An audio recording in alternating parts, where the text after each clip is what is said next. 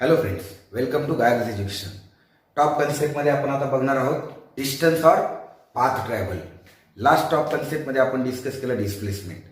वस्तू ज्यावेळेस एका पोझिशनपासून दुसऱ्या पोझिशनकडे जाते ड्युरिंग द मोशन, त्यावेळेस नेसेसरी नाही की ती प्रत्येक वेळेस एका सरळ रेषेतच जाईल. Sometimes it follows different path, आणि त्या ठिकाणी मग आपल्याला ही फिजिकल क्वांटिटी कन्सिडर करावं लागते for the mathematical analysis and for finding out certain other physical quantities. मी एक उदाहरण देतो आणि मग हा पॅरामीटर समजून सांगतो. मी ऑब्जेक्ट लास्ट एक्झाम्पलच सांगतो मी तुम्हाला. लास्ट लेक्चर मधलं ऑब्जेक्ट आपण काय म्हटलं होतं, object started moving from a point in the north direction. It travelled 10 metre. Then it move to the east direction. It travelled 5 metre. Right. तो ए पासून बी कडे गेला वरती 10 मीटर, आणि त्यानंतर पूर्वेकडे गेला 5 मीटर, आणि फायनली सी पॉइंटला जाऊन थांबला. सो मित्रांनो, या ठिकाणी त्याचं जे डिस्प्लेसमेंट आहे ते आपण काढलं AC. Right. AC is in displacement. त्यासाठी आपण पायथागोरस थेरम वापरला. आपण त्याला मॅथमॅटिकली सरळ सरळ A B plus B C अशी ऍडिशन केली नाही, कारण हे डिस्टन्स आहे. फिगर मध्ये जो एसी दिसतोय that is the displacement. Right. आता हे डिस्प्लेसमेंट त्याने केलं, but actual movement, actual motion has been taken place along the path A B to B C. मग त्याला काय फिजिकल सिग्निफिकन्स आहे की नाही हा प्रश्न तुम्हाला पडला असेल. सो मित्रांनो, त्याला फिजिकल सिग्निफिकन्स आहे. It is nothing but the path travel or the distance travelled by the object during the motion. म्हणजे actual distance travel in this case is more than the displacement. Now to find out the distance travel we can use simple algebra because distance is a scalar quantity. Therefore distance travel is AB plus BC, which is 10 plus 15. And if you find out the position, it is less than this sum, which is less than 15.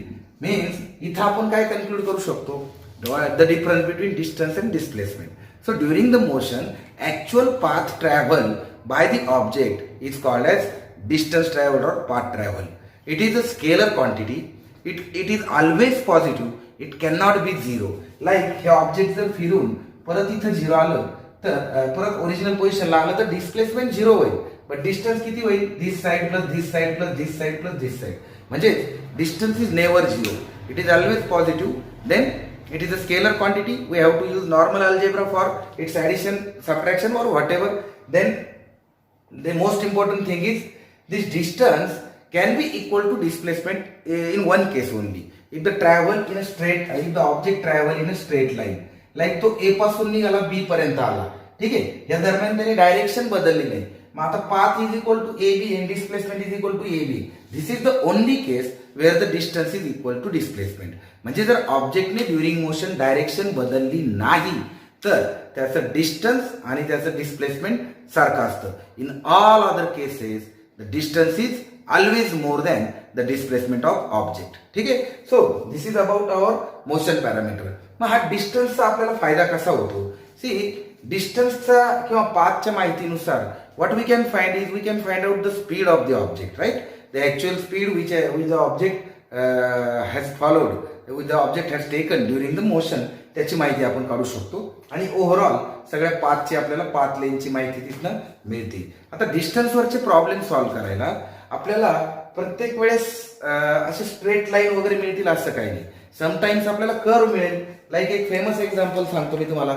Like एक object काय करतंय, circular motion करतंय.